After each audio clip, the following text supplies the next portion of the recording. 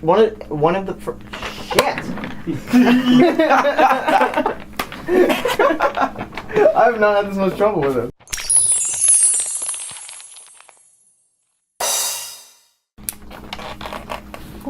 Hi, welcome back to Apples and Oranges. This week we checked out Hardcore Henry. This is one of the first times in a major motion picture where it's completely in the first-person perspective, almost like a video game, like a Call of Duty. So I was going to interview Oranges on this to see what he thought about the movie. Mm-hmm. So what was your overall vibe of the movie? It was wonderful. You take our type of demographic, which is, very young. We grew up with these type of experiences. We play video games. Like, we've seen people try to do this before. We've seen it with independent films or just independent videos on YouTube, or Comedy Central even tried like a series like this where it was all in first person. And it did wonderful. It was completely live action, stunt choreography, everything. There was like such a huge list of this stuntman, and it was just crazy, and everything looks so realistic. And the whole entire thing is like, it has some sci-fi supernatural feels to it. And if you ever seen the movie Surrogates, there's something like that in it too. So the camera is following through the you are watching through the character's eyes. Am I correct? Yes. So is there any motion sickness in that, or is that a motion sickness free? Like, has it gotten rid of that? Oh my gosh. I could see that could be bothering. It was. I went to go see this movie with someone who suffers from motion sickness. They loved the movie, but they were just completely sick the whole entire time. Like, they were just going to throw up every single, from beginning, from the first 20 to 15 minutes of the movie to, the whole entire end of the movie. The movie's, an hour and 20 minutes long. That sounds like a major con. I guess, I don't know. It was still worth seeing. Okay, alright. So do you think that, since this is the first of its kind, do you think this is going to be a stepping stone for other type of movies that are more VR related? Or do you think it's just going to be something that's forgotten in a year and a half?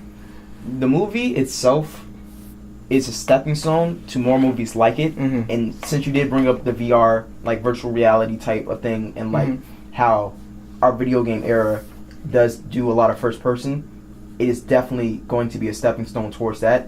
But the movie itself, as Hardcore Henry, is probably just going to be a bump in the road, and there will probably be a bunch of movies that will come out to outdo this and outshine this movie, and probably be the real first person shooter, or first person point of view that really captures everybody's attention, because right now it's kind of being viewed as an independent film. Gotcha. And it is an independent film. It's going to take monetary success of movies like this to get a huge studio on board with a huge budget. But talking about first person shooters, this was very much targeting the younger population that has grown up with first person shooters like the Call of Duties. So would you say that fans of older types of games or just older demographics in general could get this movie, or do you think it's very much only targeted toward the younger people? I would say a crowd that's more 30 and above, probably they're gonna hate this movie.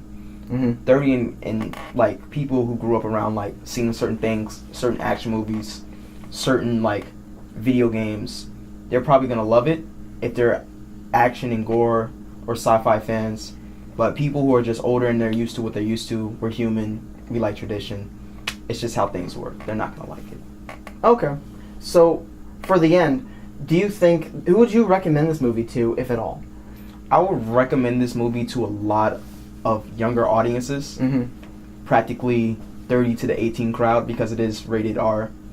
So, okay. Just that area. And any cons with this movie? Other than the motion sickness and the fact that I guess it wouldn't appeal to adults, just as far as the film goes.